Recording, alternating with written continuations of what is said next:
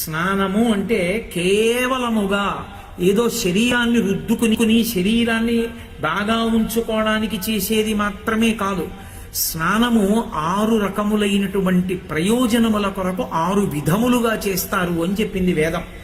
అందులో మొట్టమొదటి స్నానానికి మలాపకర్షణ స్నానము అని పిలుస్తారు.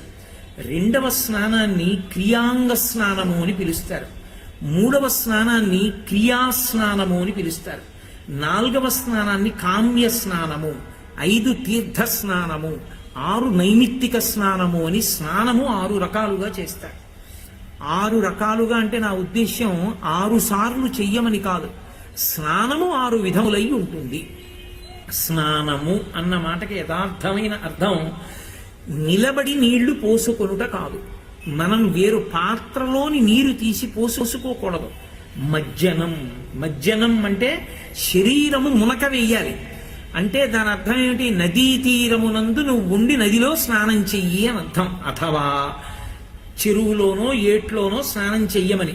మరి అలా లేకపోతే ఏం చెయ్యాలండి అంటే గౌడ స్నానం తప్పదప్పుడు చెంబుతో నీళ్లు తీసి నీ మీద నువ్వు పోసుకోవాలి.